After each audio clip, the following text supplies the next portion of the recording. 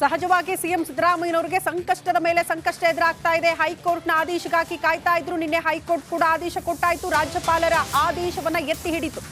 ಮುಂದುವರೆದ ಭಾಗ ಮತ್ತೊಂದು ಸಂಕಷ್ಟ ಏನದು ಅನ್ನೋದ್ರ ಬಗ್ಗೆ ಡೀಟೇಲ್ಸ್ ಅನ್ನ ನಿಮ್ಮ ಮುಂದೆ ಇಡ್ತಾ ಇದೀವಿ. ಮೈಸೂರು ಲೋಕಾಯುಕ್ತ ಕಚೇರಿಗೆ ಜೆಡಿಎಸ್ ನಿಯೋಗ ಹೈಕೋರ್ಟ್ ಆದೇಶ ಪ್ರತಿಯೊಂದಿಗೆ ಆಗಮಿಸಿದ್ದಾರೆ ಅನ್ನೋದ್ರ ಡೀಟೇಲ್ಸ್ ಸಿಗ್ತಾ ಇದೆ. ಸಿದ್ದರಾಮಯ್ಯ ವಿರುದ್ಧ ದೂರು ನೀಡೋದಕ್ಕೆ ಆಗಮಿಸಿದ್ದಾರೆ. ಪ್ರದೀಪ್ ನೇತೃತ್ವದಲ್ಲಿ ಲೋಕಾಯುಕ್ತ ಎಸ್ಪಿ ಭೇಟಿ. ಸಿದ್ದರಾಮಯ್ಯ ವಿರುದ್ಧ ಎಫ್ಐಆರ್ ದಾಖಲಿಸಿಕೊಳ್ಳುವಂತೆ ಮನವಿ ಮಾಡಿಕೊಂಡಿದ್ದಾರೆ ಪ್ರದೀಪ್ ಕುಮಾರ್ ಒಬ್ಬ ದೂರುದಾರ. ಲೈವ್ ದೃಶ್ಯಗಳು ಕೆಲವೇ ಕ್ಷಣಗಳಲ್ಲಿ ಅವರು ಮಾತನಾಡ್ತಾರೆ. ಸರ್, ಇವಾಗ ನಿನ್ನೆ ಏನು ಹೈಕೋರ್ಟ್ ತೀರ್ಪನ್ನು ಕೊಡ್ತು, ಆ ತೀರ್ಪಿನ ಆಧಾರದ ಮೇಲೆ 17A ಕೆಳಗಡೆ ಡೈರೆಕ್ಟ್ ಇನ್ವೆಸ್ಟಿಗೇಷನ್ ಮಾಡಿ ಎಫ್ಐಆರ್ ಹಾಕ್ಲಿಕ್ಕೆ ಅವಕಾಶ ಇದೆ ಜಡ್ಜ್ಮೆಂಟ್ ಪ್ರಕಾರ. ಆ ಜಡ್ಜ್ಮೆಂಟ್ ಪ್ರಕಾರ ಈಗ ಆಲ್ರೆಡಿ ನಾನು ಈ ಹಿಂದೆ 31 ಜುಲೈ ಒಂದು ಕಂಪ್ಲೇಂಟ್ ಕೊಟ್ಟಿದ್ದೆ. ಅದಾದಮೇಲೆ ಇನ್ನೊಂದು ಕಂಪ್ಲೇಂಟು, 2 ಕಂಪ್ಲೇಂಟ್ ಈಗ ಆಲ್ರೆಡಿ ನಾನು ಲೋಕಾಯುಕ್ತ SP ಆಫೀಸ್ ಮೈಸೂರು ಇಲ್ಲಿ ಕೊಟ್ಟಿದ್ದೆ. ಈಗ ಜಡ್ಜ್ಮೆಂಟ್ ಬಂದ ಮೇಲೆ ಜಡ್ಜ್ಮೆಂಟ್ ಕಾಪಿನಲ್ಲಿ ಏನು ಅಬ್ಸರ್ವೇಷನ್ ಮಾಡಿದ್ದಾರೆ, ಇನ್ವೆಸ್ಟಿಗೇಷನ್ ಮಾಡಲಿಕ್ಕೆ ಹೇಗೆ ಅವಕಾಶವನ್ನು ಕೊಟ್ಟಿದ್ದಾರೆ. ಡೈರೆಕ್ಟು ಯಾವುದೇ ಪ್ರಿಯರ್ ಪರ್ಮಿಷನ್ ಬೇಕಾಗಿಲ್ಲ, ಇನ್ವೆಸ್ಟಿಗೇಷನ್ ಮಾಡ್ಬೋದು ಅಂತ ಜಡ್ಜ್ಮೆಂಟಲ್ಲಿ ಮೆನ್ಷನ್ ಆಗಿದೆ. ಅದರ ಆಧಾರದ ಮೇಲೆ ಜಡ್ಜ್ಮೆಂಟ್ ಕಾಪಿ ಮತ್ತು ಒಂದು ಕವರಿಂಗ್ ಲೆಟ್ರು ಮಾಡಿ ಇವತ್ತು SP ಅವರಿಗೆ ನಾನು ಕೊಟ್ಟೆ. ಈಗ ಅವರೇನು ಹೇಳ್ತಾರೆ, ನಾನು ರಿಕ್ವೆಸ್ಟ್ ಮಾಡಿಕೊಂಡೆ, ನೀವು ಈಗಲೇ FIRನ ರಿಜಿಸ್ಟ್ರ್ ಮಾಡ್ಬೋದು, ಇದರಲ್ಲಿ ಇದೆ ಅಂತೇಳಿ ನಾನು 196 ಪೇಜ್ ನಂಬರಲ್ಲಿ ಏನು ಸಾಹೇಬರು ಮೆನ್ಷನ್ ಮಾಡಿದ್ದಾರೆ ಜಡ್ಜ್ಮೆಂಟಲ್ಲಿ ಇದೆ ಕಾಪಿನಲ್ಲಿ, ಅದನ್ನೆಲ್ಲ ಓದಿ ಅವ್ರಿಗೆ ಹೇಳಿದೆ. ಈಗ ಅವರೇನು ಹೇಳ್ತಿದ್ದಾರೆ, ಇಲ್ಲ ನಾವು ಕಾಪಿ ಕೊಡ್ತೀವಿ, ಎಂಡಾಸ್ಮೆಂಟ್ ಕೊಡ್ತೀವಿ, ನಾವು ನಮ್ಗೆ ಟೈಮ್ ಬೇಕು ಓದೋಕ್ಕೆ ಅಂದರು. ನೋ ಸರ್, ನಾನೇ ಓದಿ ಹೇಳ್ತೀನಿ ಅಂತೇಳಿ ಓದಿ ಹೇಳಿದ್ವಿ. ಅದಾದರೂ ಸಹಿತ ಅವರು ರೆಡಿ ಇಲ್ಲ. ಈ ಹಿಂದೆ ನಾವು ಕೊಟ್ಟಿರ್ತಕ್ಕಂಥ ದೂರಿನ ಮೇಲೆ ಕ್ರಮ ಕೈಗೊಳ್ಳೋಕ್ಕೂ ರೆಡಿ ಇಲ್ಲ. ಅದನ್ನು ಬೆಂಗಳೂರು ಆಫೀಸಿಗೆ ಕಳಿಸಿದ್ದೀವಿ ಅಂತ ಹೇಳ್ತಾರೆ. ಇವಾಗ ಏನು ಈ ದೂರನ್ನು ಕೊಟ್ಟಿದ್ದೀವಿ, ಇದ್ರ ಮೇಲೂ ಕೂಡ ಅವರು ಏನು ಆಕ್ಷನ್ ಮಾಡೋಕ್ಕೆ ರೆಡಿ ಇಲ್ಲ. ನಾವು ಹೇಳ್ತಾ ಇದ್ದೀವಿ, ಹೈಕೋರ್ಟ್ ಜಡ್ಜ್ಮೆಂಟ್ SOP ಇದೆ ಅಂದರು. SOP ನಿನ್ನೆ ಹೈಕೋರ್ಟ್ ಆದೇಶ ಆದಮೇಲೆ SOP ಎಲ್ಲ ಕ್ಲಿಯರ್ ಆಗಿದೆ. ಅವ್ರು ಯಾವುದೇ ಸ್ಟೇ ಕೂಡ ಇಲ್ಲ, ಸ್ಟೇನು ಕೂಡ ವೆಕೇಟ್ ಆಗಿದೆ. As per the high court order ಪ್ರಕಾರ ಸ್ಟೇನೂ ಇಲ್ಲ. ಸೊ ಹಾಗಾಗಿ ಈ ದೂರಿನ ಮೇಲೆ ಈಗ ನಾನು ಕೊಟ್ಟಿರ್ತಕ್ಕಂಥ ದೂರು ಮತ್ತು ಜಡ್ಜ್ಮೆಂಟ್ ಆಧಾರದ ಮೇಲೆ ಈ ಕ್ಷಣವೇ FIR ಮಾಡಿ ಈ ಕನ್ಸರ್ನ್ ಯಾರ್ಯಾರ ಮೇಲೆ ಅಕ್ಯೂಸ್ಡ್ ಅಂತ ನಾವು ಹೇಳಿದ್ದೀವಿ ಅವ್ರನ್ನ ಬಂಧಿಸಲಿಕ್ಕೆ ಅವಕಾಶ ಇದೆ. ಇದೆಲ್ಲ ನಾನ್ ಬೇಲೇಬಲ್ ಅಫೆನ್ಸು. ಎಲ್ಲರನ್ನೂ ಅರೆಸ್ಟ್ ಮಾಡಿ ಇನ್ವೆಸ್ಟಿಗೇಷನ್ ಮಾಡಬೇಕಾದ್ದು it is the duty of the investigation officer. ಆದರೆ ಅದನ್ನು ಮಾಡ್ದೇ ಲೋಕಾಯುಕ್ತ ಪೊಲೀಸ್ನವರು ದುರ್ವರ್ತನೆ ತೋರಿಸ್ತಾ ಇದ್ದಾರೆ. ಇದರಲ್ಲಿ ಯಾವುದೇ ಆಕ್ಷನ್ ತೆಗೆದುಕೊಳ್ಳದೇ ಪೇಪರ್ನ ಸುಮ್ಮನೆ ಆಫೀಸಲ್ಲಿ ಇಟ್ಕೊಂಡು ಆಟ ಆಡ್ತಾ ಇದ್ದಾರೆ. ಇದು ಮುಖ್ಯಮಂತ್ರಿಗಳ ಕೈ ಕೆಳಗೆ ಇವರು ಕೆಲಸ ಮಾಡ್ತಾ ಇದ್ದಾರೋ ಅಂತ ನಮಗೆ ಡೌಟ್ ಬರ್ತಾ ಇದೆ. ಅವರ ಆದೇಶದಂತೆ ಕೆಲಸ ಮಾಡ್ತಾ ಇರ್ಬೋದು ಅಂತ ಅನಿಸ್ತಾ ಇದೆ. ಈಗ ಜನಪ್ರತಿನಿಧಿಗಳ ನ್ಯಾಯಾಲಯದಲ್ಲಿರುವಂತಹ ಪ್ರಕರಣಕ್ಕೂ ತಾವು ನೀಡಿರುವಂತಹ ದೂರಿಗೂ ಬೇರೆ ಬೇರೆ ಸಂಬಂಧ ಇದೆ? ಸಂಬಂಧ ಅದಕ್ಕೂ ಇದಕ್ಕೂ ಸಂಬಂಧ ಇಲ್ಲ. ಯಾಕೆ ಸಂಬಂಧ ಇಲ್ಲ ಅಂತಂದರೆ, ಈ ಜಡ್ಜ್ಮೆಂಟಲ್ಲಿ 17A ಕೆಳಗಡೆ ಡೈರೆಕ್ಟ್ ಇನ್ವೆಸ್ಟಿಗೇಷನ್ ಮಾಡಲಿಕ್ಕೆ ಇನ್ವೆಸ್ಟಿಗೇಷನ್ ಆಫೀಸರ್ಗೆ ಅವಕಾಶ ಇದೆ ಅಂತೇಳಿ ಅದರಲ್ಲಿ ಮೆನ್ಷನ್ ಮಾಡಿದ್ದಾರೆ. ಹಾಗಾಗಿ ಇದು ಯಾವುದೇ ಕೋರ್ಟ್ನ ಪ್ರಿಯರ್ ಪರ್ಮಿಷನ್ನ ಅವಶ್ಯಕತೆ ಇಲ್ಲ ಅಂತಲೂ ಕೂಡ ಅದ್ರಲ್ಲಿ ಬರೆದಿದೆ ಜಡ್ಜ್ಮೆಂಟಲ್ಲಿ. ಹಂಗಾಗಿ ಯಾವುದೇ ಕೋರ್ಟ್ನ ಪ್ರಿಯರ್ ಪರ್ಮಿಷನ್ ಅವಶ್ಯಕತೆ ಇಲ್ಲ, PCR ಅವಶ್ಯಕತೆ ಇಲ್ಲ. ಡೈರೆಕ್ಟಾಗಿ ಇವರೇ ಇನ್ವೆಸ್ಟಿಗೇಷನ್ ಮಾಡ್ಬೋದು ಆ್ಯಸ್ ಪರ್ ಜಡ್ಜ್ಮೆಂಟ್ ಪ್ರಕಾರ.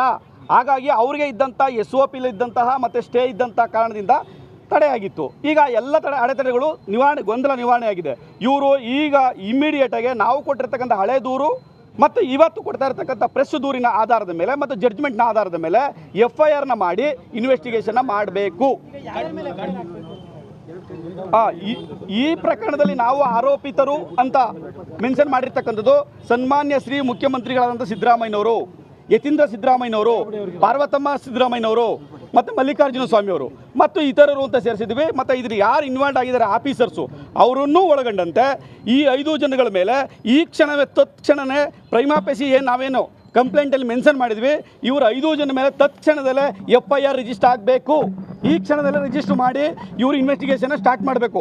ಯಾವುದೇ ದೂರನ್ನು ಕೊಟ್ಟಾಗ ನಾನು ಓದ್ತೀನಿ ನೋಡ್ತೀನಿ ಅಂತ ಆರಿಕೆ ಉತ್ತರ ಕೊಡ್ತಕ್ಕಂಥದ್ದು ಸಮಂಜಸವಾದದ್ದಲ್ಲ. ಯಾವುದೇ ಸ್ಟೇಷನ್ ಇರ್ಬೋದು, ನಾವು ಒಂದು ದೂರನ್ನು ಕೊಟ್ಟರೆ ಆ ದೂರಿನ ಮೇಲೆ ಇಮಿಡಿಯೇಟಾಗಿ ಕ್ರಮ ಕೈಗೊಳ್ಳಬೇಕಾದದ್ದು ಸ್ಟೇಷನ್ ಆಫೀಸರ್ನ ಕೆಲಸ. ಆ ಕೆಲಸವನ್ನು ಮಾಡದೆ ರಾಜಕೀಯ ಒತ್ತಡಕ್ಕೆ ಒಳಗಾಗಿದ್ದಾರೆ. ಮುಂದಿನ ಕಂಟೆಂಪ್ಟ್ ಮೂವ್ ಮಾಡ್ತೀರಾ ತಾವು? ಇದ್ರ ಮೇಲೆ ಈ ಆಕ್ಷನ್ ಮೇಲೆ ಅದಕ್ಕೋಸ್ಕರನೇ ಬಂದಿರೋದು. ಇದ್ರ ಮೇಲೆ ನಾವು ರಿಟ್ ಹಾಕಿ ಡೈರೆಕ್ಷನ್ ಕೊಡಿಸ್ತೀವಿ.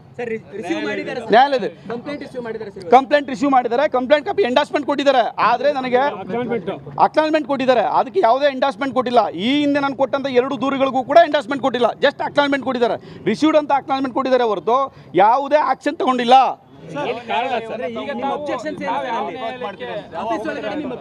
ಆಫೀಸ್ ಅಬ್ಜೆಕ್ಷನ್ ಆಫೀಸಲ್ಲಿ ಅವ್ರೇನು ಹೇಳ್ತಿದ್ದಾರೆ, ಈಗಲೇ ನೀವು ಹಿಂದೆ ಕೊಟ್ಟಿರೋ ಅಂತ ದೂರುಗಳಿಗೆ ನೀವು ಯಾಕೆ ಎಂಡಾಸ್ಮೆಂಟ್ ಕೊಟ್ಟಿಲ್ಲ, ಅದಕ್ಕೆ ಹಿಂಬಾರ ಕೊಡಿ ಹಿಂದೆ. ಇಲ್ಲ ಇವಾಗ ಕೊಡೋಕ್ಕಾಗಲ್ಲ ಅಂದ್ರು, ಅರ್ಧ ಗಂಟೆ ಕಾಯ್ತೀವಿ ಹಿಂದೆ. ಇಲ್ಲ ಇವಾಗ ಆಗಲ್ಲ, ಆಮೇಲೆ ಕೊಡ್ತೀವಿ ಅಂದರು. ನಮಗೆ ಕಳಿಸ್ತೀವಿ, ನಿಮ್ಗೆ ತಲುಪಿಸ್ತೀವಿ ಅಂದರು. ತಲುಪಿಸೋದಲ್ಲ, ನಾನು ಕೊಟ್ಟಿರ್ತಕ್ಕಂಥದ್ದು 31 ಜುಲೈನಲ್ಲಿ. ಈಗ ಆಲ್ರೆಡಿ 2.5 3 ತಿಂಗಳಾಗ್ತಾ ಇದೆ. ಇದುವರೆಗೆ ಯಾಕೆ ಕೊಟ್ಟಿಲ್ಲ ನೀವು? ನಾನು ಆಲ್ರೆಡಿ 2 ರಿಂದ 3 ಬಾರಿ ನಿಮ್ಮನ್ನು ಕೇಳಿದ್ದೀನಿ ಎಂಡಾಸ್ಮೆಂಟ್ ಕೊಡಿ ಅಂತ. ಯಾಕೆ ಹಿಂಬರಹ ಕೊಟ್ಟಿಲ್ಲ ಅಂತ ಕೇಳಿದ್ರೆ ನಮ್ಗೆ ಅಲ್ಲಿಂದ ಬಂದಿಲ್ಲ ಅಂತ ಆರಿಕೆ ಉತ್ತರ ಕೊಡ್ತಾರೆ. ಆಮೇಲೆ ನಾವು ಸ್ವಲ್ಪ ಗಲಾಟೆ ಮಾಡಿದ್ಮೇಲೆ ಏನು ಹೇಳ್ತಾರೆ, ಕೊಡಲೇಬೇಕು ನೀವು ಈವಾಗಲೇ ಅಂತ ಕೇಳಿದ್ರೆ ಕೂತ್ಕೊಳ್ಳಿ ಆಚೆ ಅರ್ಧ ಗಂಟೆ ಅಂತ ಹೇಳಿದ್ದಾರೆ. ನಾನು ಎಂಡಾಸ್ಮೆಂಟ್ ತಗೊಂಡು ಹೋಗಲೇಬೇಕು, ಜೊತೆಗೆ ಇದ್ರ ಮೇಲೆ FIR ಆಗಲೇಬೇಕು ಅಂತ ನಾನು ಡಿಮ್ಯಾಂಡ್ ಮಾಡ್ತಾ ಇದ್ದೀನಿ. ಎಂಡಾಸ್ಮೆಂಟ್ ಕೊಡೋವರೆಗೂ ವೆಯ್ಟ್ ಮಾಡ್ತೀನಿ ಸರ್. ಈ ಬಿಫೋರ್ ಕೇಸ್ ಹಿಂದೆ ಈ SP ನ ತಂದು ಇಲ್ಲಿ ಪೋಸ್ಟ್ ಮಾಡಿದ್ದಾರೆ. ಇದೆಲ್ಲ ನೋಡಿದ್ರೆ ಏನು ಕರೆಕ್ಟು. ನಾನು ಕಂಪ್ಲೇಂಟ್ ಕೊಡಕ್ಕೆ ಬಂದಾಗಿದ್ದಂಥ SP ಅವರೇ ಬೇರೆ, ಈಗ ಇರ್ತಕ್ಕಂಥ SP ಅವರೇ ಇದು ದುರುದ್ದೇಶಪೂರ್ವಕವಾಗಿ ಬದಲಾವಣೆ ಮಾಡಿರ್ಬೋದು, ವರ್ಗಾವಣೆ ಮಾಡಿರ್ಬೋದು. ಯಾವ ನ್ಯಾಯಾಲಯವನ್ನು ಅಪ್ರೋಚ್ ಮಾಡ್ತೀರಾ ಸರ್? ಸೊ ಇದ್ರ ಮೇಲೆ ಇವ್ರು ಲೋಕಾಯುಕ್ತ ಸಂಸ್ಥೆ ಮೇಲೆ 100% ನಮಗೆ ನಂಬಿಕೆನೇ ಇಲ್ಲ, ನಂಬಿಕೆನೇ ಹೋಗಿದೆ. ಈಗ CBI ಕೇಳಬೇಕು, ಆದರೆ FIR ಆಗದೇನೆ CBI ಕೇಳಕ್ಕೆ ಬರಲ್ಲ. ಸೊ ಅದನ್ನು ಕೂಡ ನಾವು ನ್ಯಾಯಾಲಯದಲ್ಲಿ ಒಂದು ಯಾವ ನ್ಯಾಯಾಲಯವನ್ನು ಅಪ್ರೋಚ್ ಮಾಡ್ತಾ ಇದ್ದೀರಿ ತಾವೀಗ? ಈಗ ರಿಟ್ ಹಾಕಬೇಕು ಅಂತ ಅನ್ಕೊಂಡಿದ್ವಿ ಇದ್ರ ಮೇಲೆ ಡೈರೆಕ್ಷನ್ಗೆ. ಹೈಕೋರ್ಟ್ ಸಹಜವಾಗಿ ಸಿಎಂ ಸಿದ್ದರಾಮಯ್ಯನವರಿಗೆ ಸಂಕಷ್ಟದ ಮೇಲೆ ಸಂಕಷ್ಟ ಎದುರಾಗ್ತಾ ಇದೆ. ಹೈಕೋರ್ಟ್ನ ಆದೇಶಕ್ಕಾಗಿ ಕಾಯ್ತಾ ಇದ್ರು. ನಿನ್ನೆ ಹೈಕೋರ್ಟ್ ಕೂಡ ಆದೇಶ ಕೊಟ್ಟಾಯಿತು. ರಾಜ್ಯಪಾಲರ ಆದೇಶವನ್ನ ಎತ್ತಿ ಹಿಡಿತು. ಮುಂದುವರೆದ ಭಾಗ ಮತ್ತೊಂದು ಸಂಕಷ್ಟ ಏನದು ಅನ್ನೋದ್ರ ಬಗ್ಗೆ ಡೀಟೇಲ್ಸ್ ಅನ್ನ ನಿಮ್ಮ ಮುಂದೆ ಇಡ್ತಾ ಇದೀವಿ. ಮೈಸೂರು ಲೋಕಾಯುಕ್ತ ಕಚೇರಿಗೆ JDS ನಿಯೋಗ ಹೈಕೋರ್ಟ್ ಆದೇಶ ಪ್ರತಿಯೊಂದಿಗೆ ಆಗಮಿಸಿದ್ದಾರೆ ಅನ್ನೋದ್ರ ಡೀಟೇಲ್ಸ್ ಸಿಗ್ತಾ ಇದೆ. ಸಿದ್ದರಾಮಯ್ಯ ವಿರುದ್ಧ ದೂರು ನೀಡೋದಕ್ಕೆ ಆಗಮಿಸಿದ್ದಾರೆ. ಪ್ರದೀಪ್ ನೇತೃತ್ವದಲ್ಲಿ ಲೋಕಾಯುಕ್ತ SP ಭೇಟಿ. ಸಿದ್ದರಾಮಯ್ಯ ವಿರುದ್ಧ FIR ದಾಖಲಿಸಿಕೊಳ್ಳುವಂತೆ ಮನವಿ ಮಾಡಿಕೊಂಡಿದ್ದಾರೆ ಪ್ರದೀಪ್ ಕುಮಾರ್ ಒಬ್ಬ ದೂರುದಾರ. ಲೈವ್ ದೃಶ್ಯಗಳು ಕೆಲವೇ ಕ್ಷಣಗಳಲ್ಲಿ ಅವರು ಮಾತನಾಡ್ತಾರೆ. ಸರ್, ಇವಾಗ ನಿನ್ನೆ ಏನು ಹೈಕೋರ್ಟ್ ತೀರ್ಪನ್ನು ಕೊಡ್ತು, ಆ ತೀರ್ಪಿನ ಆಧಾರದ ಮೇಲೆ 17A ಕೆಳಗಡೆ ಡೈರೆಕ್ಟ್ ಇನ್ವೆಸ್ಟಿಗೇಷನ್ ಮಾಡಿ FIR ಹಾಕ್ಲಿಕ್ಕೆ ಅವಕಾಶ ಇದೆ ಜಡ್ಜ್ಮೆಂಟ್ ಪ್ರಕಾರ. ಆ ಜಡ್ಜ್ಮೆಂಟ್ ಪ್ರಕಾರ ಈಗ ಆಲ್ರೆಡಿ ನಾನು ಈ ಹಿಂದೆ 31 ಜುಲೈ ಒಂದು ಕಂಪ್ಲೇಂಟ್ ಕೊಟ್ಟಿದ್ದೆ, ಅದಾದಮೇಲೆ ಇನ್ನೊಂದು ಕಂಪ್ಲೇಂಟು, 2 ಕಂಪ್ಲೇಂಟ್ ಈಗ ಆಲ್ರೆಡಿ ನಾನು ಲೋಕಾಯುಕ್ತ SP ಆಫೀಸ್ ಮೈಸೂರು ಇಲ್ಲಿ ಕೊಟ್ಟಿದ್ದೆ. ಈಗ ಜಡ್ಜ್ಮೆಂಟ್ ಬಂದ ಮೇಲೆ ಜಡ್ಜ್ಮೆಂಟ್ ಕಾಪಿನಲ್ಲಿ ಏನು ಅಬ್ಸರ್ವೇಷನ್ ಮಾಡಿದ್ದಾರೆ, ಇನ್ವೆಸ್ಟಿಗೇಷನ್ ಮಾಡಲಿಕ್ಕೆ ಹೇಗೆ ಅವಕಾಶವನ್ನು ಕೊಟ್ಟಿದ್ದಾರೆ, ಡೈರೆಕ್ಟು ಯಾವುದೇ ಪ್ರಿಯರ್ ಪರ್ಮಿಷನ್ ಬೇಕಾಗಿಲ್ಲ, ಇನ್ವೆಸ್ಟಿಗೇಷನ್ ಮಾಡ್ಬೋದು ಅಂತ ಜಡ್ಜ್ಮೆಂಟಲ್ಲಿ ಮೆನ್ಷನ್ ಆಗಿದೆ. ಅದರ ಆಧಾರದ ಮೇಲೆ ಜಡ್ಜ್ಮೆಂಟ್ ಕಾಪಿ ಮತ್ತು ಒಂದು ಕವರಿಂಗ್ ಲೆಟ್ರು ಮಾಡಿ ಇವತ್ತು SP ಅವರಿಗೆ ನಾನು ಕೊಟ್ಟೆ. ಈಗ ಅವರೇನು ಹೇಳ್ತಾರೆ, ನಾನು ರಿಕ್ವೆಸ್ಟ್ ಮಾಡಿಕೊಂಡೆ, ನೀವು ಈಗಲೇ FIRನ ರಿಜಿಸ್ಟ್ರ್ ಮಾಡ್ಬೋದು, ಇದರಲ್ಲಿ ಇದೆ ಅಂತೇಳಿ ನಾನು 196 ಪೇಜ್ ನಂಬರಲ್ಲಿ ಏನು ಸಾಹೇಬರು ಮೆನ್ಷನ್ ಮಾಡಿದ್ದಾರೆ ಜಡ್ಜ್ಮೆಂಟಲ್ಲಿ ಇದೆ ಕಾಪಿನಲ್ಲಿ, ಅದನ್ನೆಲ್ಲ ಓದಿ ಅವ್ರಿಗೆ ಹೇಳಿದೆ. ಈಗ ಅವರೇನು ಹೇಳ್ತಿದ್ದಾರೆ, ಇಲ್ಲ ನಾವು ಕಾಪಿ ಕೊಡ್ತೀವಿ, ಎಂಡಾಸ್ಮೆಂಟ್ ಕೊಡ್ತೀವಿ, ನಾವು ನಮ್ಗೆ ಟೈಮ್ ಬೇಕು ಓದೋಕ್ಕೆ ಅಂದರು. ನೋ ಸರ್, ನಾನೇ ಓದಿ ಹೇಳ್ತೀನಿ ಅಂತೇಳಿ ಓದಿ ಹೇಳಿದ್ವಿ. ಅದಾದರೂ ಸಹಿತ ಅವರು ರೆಡಿ ಇಲ್ಲ. ಈ ಹಿಂದೆ ನಾವು ಕೊಟ್ಟಿರ್ತಕ್ಕಂಥ ದೂರಿನ ಮೇಲೆ ಕ್ರಮ ಕೈಗೊಳ್ಳೋಕ್ಕೂ ರೆಡಿ ಇಲ್ಲ. ಅದನ್ನು ಬೆಂಗಳೂರು ಆಫೀಸಿಗೆ ಕಳಿಸಿದ್ದೀವಿ ಅಂತ ಹೇಳ್ತಾರೆ. ಇವಾಗ ಏನು ಈ ದೂರನ್ನು ಕೊಟ್ಟಿದ್ದೀವಿ, ಇದ್ರ ಮೇಲೂ ಕೂಡ ಅವರು ಏನು ಆಕ್ಷನ್ ಮಾಡೋಕ್ಕೆ ರೆಡಿ ಇಲ್ಲ. ನಾವು ಹೇಳ್ತಾ ಇದ್ದೀವಿ, ಹೈಕೋರ್ಟ್ ಜಡ್ಜ್ಮೆಂಟ್ SOP ಇದೆ ಅಂದರು. SOP ನಿನ್ನೆ ಹೈಕೋರ್ಟ್ ಆದೇಶ ಆದಮೇಲೆ SOP ಎಲ್ಲ ಕ್ಲಿಯರ್ ಆಗಿದೆ. ಅವ್ರು ಯಾವುದೇ ಸ್ಟೇ ಕೂಡ ಇಲ್ಲ, ಸ್ಟೇನು ಕೂಡ ವೆಕೇಟ್ ಆಗಿದೆ. As per the high court order ಪ್ರಕಾರ ಸ್ಟೇನೂ ಇಲ್ಲ. ಸೊ ಹಾಗಾಗಿ ಈ ದೂರಿನ ಮೇಲೆ ಈಗ ನಾನು ಕೊಟ್ಟಿರ್ತಕ್ಕಂಥ ದೂರು ಮತ್ತು ಜಡ್ಜ್ಮೆಂಟ್ ಆಧಾರದ ಮೇಲೆ ಈ ಕ್ಷಣವೇ FIR ಮಾಡಿ ಈ ಕನ್ಸರ್ನ್ ಯಾರ್ಯಾರ ಮೇಲೆ ಅಕ್ಯೂಸ್ಡ್ ಅಂತ ನಾವು ಹೇಳಿದ್ದೀವಿ ಅವ್ರನ್ನ ಬಂಧಿಸಲಿಕ್ಕೆ ಅವಕಾಶ ಇದೆ. ಇದೆಲ್ಲ ನಾನ್ ಬೇಲೇಬಲ್ ಅಫೆನ್ಸು.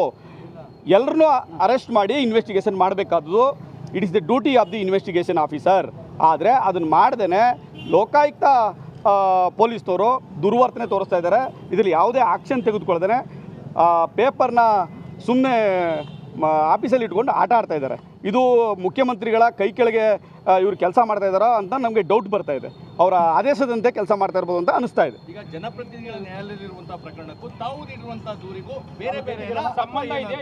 ಸಂಬಂಧ ಅದಕ್ಕೂ ಇದಕ್ಕೂ ಸಂಬಂಧ ಇಲ್ಲ. ಯಾಕೆ ಸಂಬಂಧ ಇಲ್ಲ ಅಂತಂದರೆ ಈ ಜಡ್ಜ್ಮೆಂಟಲ್ಲಿ 17A ಕೆಳಗಡೆ ಡೈರೆಕ್ಟ್ ಇನ್ವೆಸ್ಟಿಗೇಷನ್ ಮಾಡಲಿಕ್ಕೆ ಇನ್ವೆಸ್ಟಿಗೇಷನ್ ಆಫೀಸರ್ಗೆ ಅವಕಾಶ ಇದೆ ಅಂತೇಳಿ ಅದರಲ್ಲಿ ಮೆನ್ಷನ್ ಮಾಡಿದ್ದಾರೆ.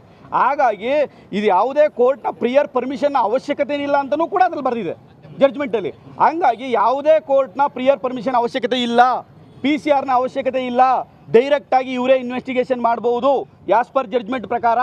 ಹಾಗಾಗಿ ಅವ್ರಿಗೆ ಇದ್ದಂಥ SOP ಇದ್ದಂತಹ ಮತ್ತು ಸ್ಟೇ ಇದ್ದಂಥ ಕಾರಣದಿಂದ ತಡೆಯಾಗಿತ್ತು. ಈಗ ಎಲ್ಲ ಅಡೆತಡೆಗಳು ಗೊಂದಲ ನಿವಾರಣೆ ಆಗಿದೆ. ಇವರು ಈಗ ಇಮ್ಮಿಡಿಯೇಟಾಗಿ ನಾವು ಕೊಟ್ಟಿರ್ತಕ್ಕಂಥ ಹಳೆ ದೂರು ಮತ್ತು ಇವತ್ತು ಕೊಡ್ತಾ ಇರ್ತಕ್ಕಂಥ ಪ್ರೆಸ್ ದೂರಿನ ಆಧಾರದ ಮೇಲೆ ಮತ್ತು ಜಡ್ಜ್ಮೆಂಟ್ನ ಆಧಾರದ ಮೇಲೆ FIRನ ಮಾಡಿ ಇನ್ವೆಸ್ಟಿಗೇಷನ್ನ ಮಾಡಬೇಕು.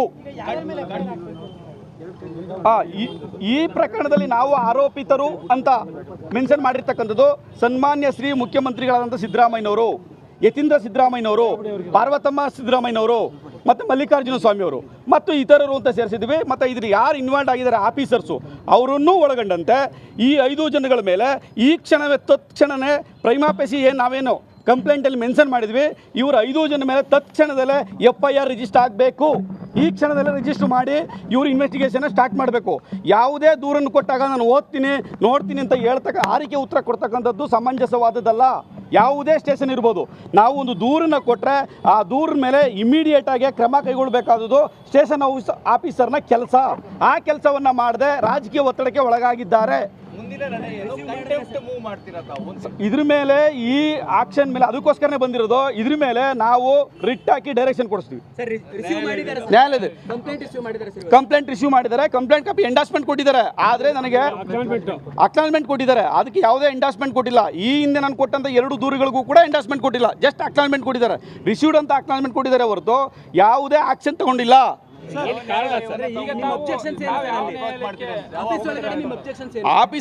ಆಫೀಸಲ್ಲಿ ಅವ್ರೇನು ಹೇಳ್ತಿದ್ದಾರೆ, ಈಗಲೇ ನೀವು ಹಿಂದೆ ಕೊಟ್ಟಿರೋ ಅಂತ ದೂರುಗಳಿಗೆ ನೀವು ಯಾಕೆ ಎಂಡಾಸ್ಮೆಂಟ್ ಕೊಟ್ಟಿಲ್ಲ, ಅದಕ್ಕೆ ಹಿಂಬಾರ ಕೊಡಿ ಹಿಂದೆ. ಇಲ್ಲ ಇವಾಗ ಕೊಡೋಕ್ಕಾಗಲ್ಲ ಅಂದ್ರೆ ಅರ್ಧ ಗಂಟೆ ಕಾಯ್ತೀವಿ ಹಿಂದೆ. ಇಲ್ಲ ಇವಾಗ ಆಗಲ್ಲ ಆಮೇಲೆ ಕೊಡ್ತೀವಿ ಅಂದರು. ನಮಗೆ ಕಳಿಸ್ತೀವಿ ನಿಮ್ಗೆ ತಲುಪಿಸ್ತೀವಿ ಅಂದರು. ತಲುಪಿಸೋದಲ್ಲ, ನಾನು ಕೊಟ್ಟಿರ್ತಕ್ಕಂಥದ್ದು 31 ಜುಲೈನಲ್ಲಿ. ಈಗ ಆಲ್ರೆಡಿ 2.5ರಿಂದ 3 ತಿಂಗಳಾಗ್ತಾ ಇದೆ. ಇದುವರೆಗೆ ಯಾಕೆ ಕೊಟ್ಟಿಲ್ಲ ನೀವು? ನಾನು ಆಲ್ರೆಡಿ 2ರಿಂದ 3 ಬಾರಿ ನಿಮ್ಮನ್ನು ಕೇಳಿದ್ದೀನಿ ಎಂಡಾಸ್ಮೆಂಟ್ ಕೊಡಿ ಅಂತ. ಯಾಕೆ ಹಿಂಬರಹ ಕೊಟ್ಟಿಲ್ಲ ಅಂತ ಕೇಳಿದ್ರೆ ನಮ್ಗೆ ಅಲ್ಲಿಂದ ಬಂದಿಲ್ಲ ಅಂತ ಆರಿಕೆ ಉತ್ತರ ಕೊಡ್ತಾರೆ. ಆಮೇಲೆ ನಾವು ಸ್ವಲ್ಪ ಗಲಾಟೆ ಮಾಡಿದ್ಮೇಲೆ ಏನು ಹೇಳ್ತಾರೆ, ಕೊಡಲೇಬೇಕು ನೀವು ಈವಾಗಲೇ ಅಂತ ಕೇಳಿದ್ರೆ ಕೂತ್ಕೊಳ್ಳಿ ಆಚೆ ಅರ್ಧ ಗಂಟೆ ಅಂತ ಹೇಳಿದ್ದಾರೆ. ನಾನು ಎಂಡಾಸ್ಮೆಂಟ್ ತಗೊಂಡು ಹೋಗಲೇಬೇಕು, ಜೊತೆಗೆ ಇದ್ರ ಮೇಲೆ FIR ಆಗಲೇಬೇಕು ಅಂತ ನಾನು ಡಿಮ್ಯಾಂಡ್ ಮಾಡ್ತಾ ಇದ್ದೀನಿ. ಎಂಡಾಸ್ಮೆಂಟ್ ಕೊಡೋವರೆಗೂ ವೆಯ್ಟ್ ಮಾಡ್ತೀನಿ ಸರ್. ಈ ಬಿಫೋರ್ ಕೇಸ್ ಹಿಂದೆ ಈ SP ತಂದು ಇಲ್ಲಿ ಪೋಸ್ಟ್ ಮಾಡಿದ್ದಾರೆ. ಇದೆಲ್ಲ ನೋಡಿದ್ರೆ ಏನು ಕರೆಕ್ಟು. ನಾನು ಕಂಪ್ಲೇಂಟ್ ಕೊಡಕ್ಕೆ ಬಂದಾಗಿದ್ದಂಥ SP ಅವರೇ ಬೇರೆ, ಈಗ ಇರ್ತಕ್ಕಂಥ SP ಅವರೇ ಇದು ದುರುದ್ದೇಶಪೂರ್ವಕವಾಗಿ ಬದಲಾವಣೆ ಮಾಡಿರ್ಬೋದು, ವರ್ಗಾವಣೆ ಮಾಡಿರ್ಬೋದು. ಯಾವ ನ್ಯಾಯಾಲಯವನ್ನು ಅಪ್ರೋಚ್ ಮಾಡ್ತೀರಾ ಸರ್? ಸೊ ಇದ್ರ ಮೇಲೆ ಇವ್ರು ಲೋಕಾಯುಕ್ತ ಸಂಸ್ಥೆ ಮೇಲೆ 100% ನಮಗೆ ನಂಬಿಕೆನೇ ಇಲ್ಲ, ನಂಬಿಕೆನೇ ಹೋಗಿದೆ. ಈಗ CBI ಕೇಳಬೇಕು, ಆದರೆ FIR ಆಗದೇನೆ CBI ಕೇಳಕ್ಕೆ ಬರಲ್ಲ. ಸೊ ಅದನ್ನು ಕೂಡ ನಾವು ನ್ಯಾಯಾಲಯದಲ್ಲಿ ಒಂದು ಯಾವ ನ್ಯಾಯಾಲಯವನ್ನು ಅಪ್ರೋಚ್ ಮಾಡ್ತಾ ಇದ್ದೀರಿ ತಾವೀಗ? ಈಗ ರಿಟ್ ಹಾಕಬೇಕು ಅಂತ ಅಂದ್ಕೊಂಡಿದ್ವಿ ಇದ್ರ ಮೇಲೆ ಡೈರೆಕ್ಷನ್ಗೆ ಹೈಕೋರ್ಟ್